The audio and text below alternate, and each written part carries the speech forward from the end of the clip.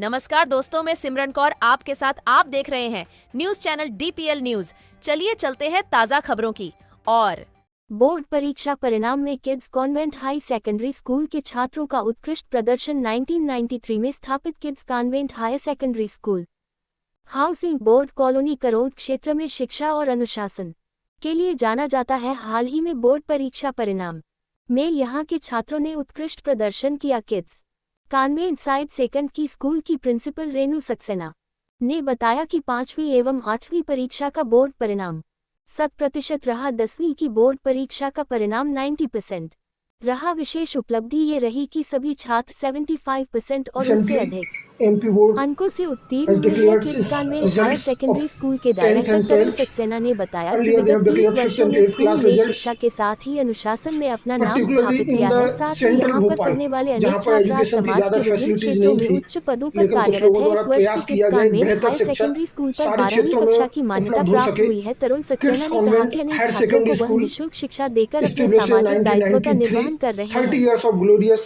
services in academics. We have with us Principal Renu Saxena. Madam, what kind of result of 10th? Good morning all. This is school established in 1993. 3 decades we have passed, and this year fabulous result is there. In 5th standard, all the appeared student passed 8th also, and even 10th also. So this year we got recognition of higher secondary school from MP board, and I'm very heartfelt. Thankful to the board for giving us this recognition. Recognition भी मिला तो ये आपका achievement रहा। Yes, it is a great 10th में achievement. one of the students have secured more than 90%. 90.3 is the highest percentage in 10th standard. Adnan got 90.3% this year, and last year only he came into this school, and he was from TM Convent School. One of the also the aspect is that the students and teachers ratio very nice here. 50 students covered. Actually, we have family atmosphere in our school.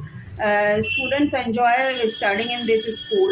Even the teachers also. The staff is very dedicated to the school. The management is very good, and the teachers work very hard with the students. And the result is here that all the students are passing from our school. And from the management point of view, we have the administrator, Mr. Tarun Saxena. What kind of infrastructure and facility we are providing at school? Sir सबसे पहले जो इतिहास आपने school का बताया कि school को 30 साल हो गए हैं, और जितना क्षेत्रफल हमारे पास है स्कूल का और जितने रिसोर्सेज हैं उसमें हम उसका पूरा निचोड़ करके बच्चों को शिक्षा देते हैं। और स्कूल सिर्फ 2 चीज़ों पे मेनली फोकस करता है, वो है कोर एजुकेशन यानी जो शिक्षा है और सिर्फ शिक्षा, और दूसरा है डिसिप्लिन।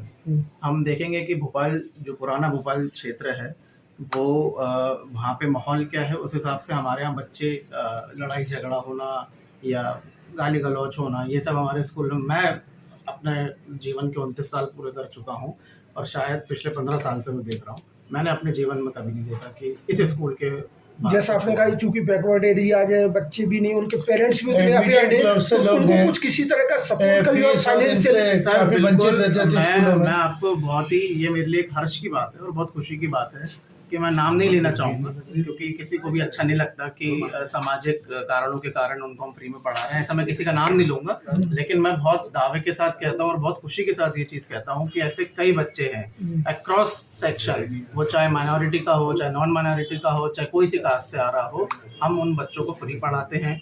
और सबसे अच्छी बात ये है कि हम उनको ये कभी फील नहीं होने देते, किसी बच्चे को ये नहीं पता कि वो फ्री पढ़ रहा है। Just like a social responsibility की कोई पैसों के अभाव में कोई टैलेंट व्यर्थ ना चला। और ऐसा उस बच्चे को बिल्कुल नहीं पता पड़ता कि वो फ्री पढ़ रहा है, लेकिन हमको मालूम है कि हम उसको फ्री पढ़ा रहे हैं। इसमें कितने स्टूडेंट हैं free of cost education? Sir मैं लगभग 15 से 20 बच्चा हर साल 15 स्कूल में फ्री पढ़ाता हूँ। 15 और वो फ्री का आकलन ऐसा है कि कई पेरेंट्स, क्योंकि कोविड के बाद से आप देख रहे हैं अभी देश की हालत कैसी है, जब बड़े स्तर पे देश की हालत ऐसी है तो उसका असर छोटे स्तर पे भी दिखता है।